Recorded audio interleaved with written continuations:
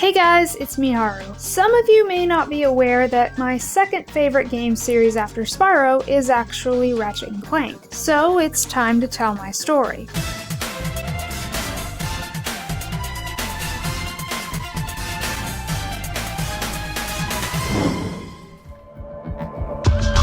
From what I can remember, I was at GameStop with my dad when I first saw the original Ratchet Clank game. At the time, I don't think I realized that it was an Insomniac game. I just kinda looked at it, saw an animal mascot character, and decided that was enough for me to want to try the game. Plus, it was a duo platformer, and having played Banjo-Tooie, that aspect was growing on me, which is also the reason I would get Jak and Daxter.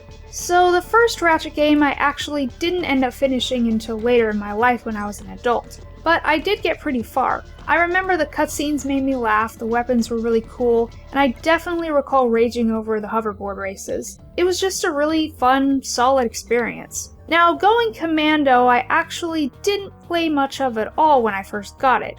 I remember I got it for Christmas, and after playing a little of it, I put it down. For the longest time, I didn't really know why I did that, but when I came back to it as an adult, I realized what the reason was. It's because going Commando is really hard. And I know a lot of you probably think that's ridiculous for me to say that, but no, this game is hard. For me, it's one of the most difficult games I've ever played in my life, probably because I don't play a lot of games, and I'm also not good at games. But this one, I'm surprised I finished it because it's very frustrating. Specifically the hoverbike races, which are insanely fast-paced that I managed to beat with a clutch win. Those collecting side missions with the moonstones for that old guy, which were really boring and annoying. All the weapons being super expensive, and by far the worst thing, the freaking proto-pets. Literally the worst enemy I've ever encountered in any game.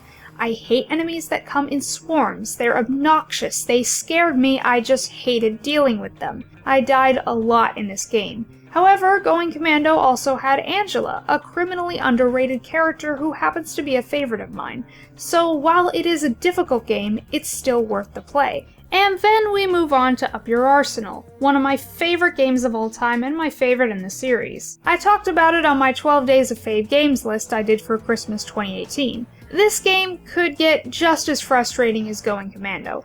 I seem to remember a ton of parts that I absolutely hated, but for the most part, it's super fun. It has some of my favorite weapons in the series, including the Rhino 3, or Rhy-3no as it's written in-game, Courtney Gears, who has some fantastic boss music, and of course Dr. Nefarious, who's my favorite video game villain of all time.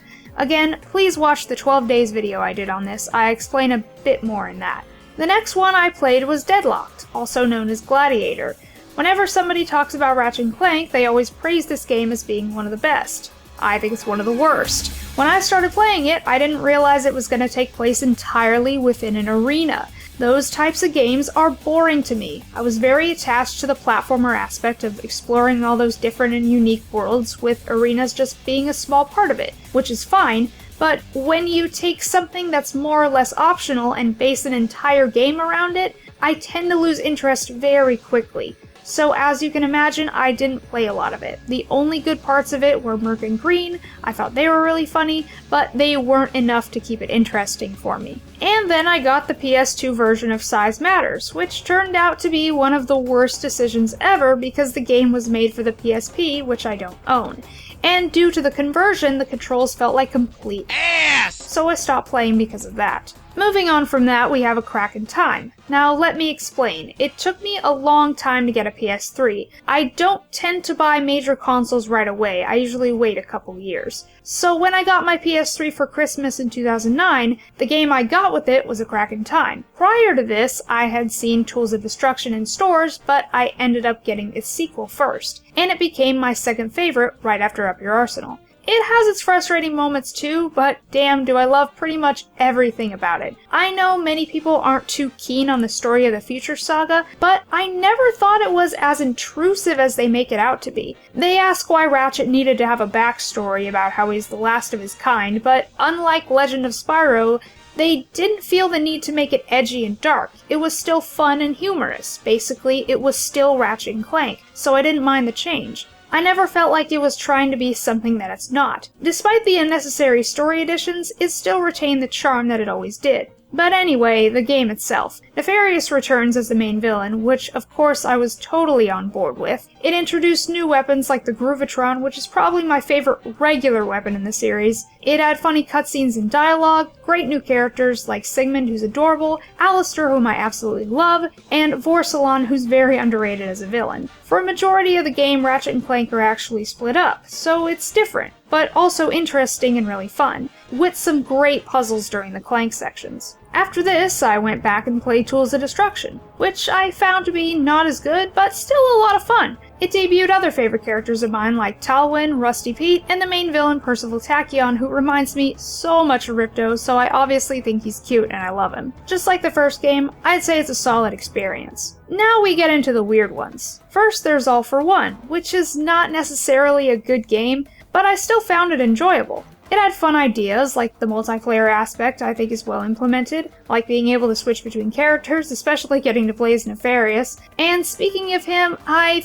think this is when they started to milk him due to his popularity. The game wouldn't be the same without him, but I didn't really think there was a good enough reason for him to return. Some of you may notice in my intro a little yellow alien dude. You may not know who that is. That is actually Mr. Dinkles from this game. He's only in about 5 minutes of cutscenes, and it's hard to explain why I like him so much, but basically he gets possessed by the Toranuk spirit, who's the main villain, and he becomes super intelligent and has a really cool voice and acts all classy, and I just love that, so Possessed Dinkles is now a favorite of mine. I guess you could say I like this game for the wrong reasons. Then we have Full Frontal Assault / Q-Force. I hate this game. Of the ones I've played, this is the worst game in the series. The tower defense thing, just like being confined to an arena, is straight up boring. Getting weapons is now a chore with the bullshit press the right button at the right time mechanic, and there's the villain, Stuart Zergo, whom I freaking despise.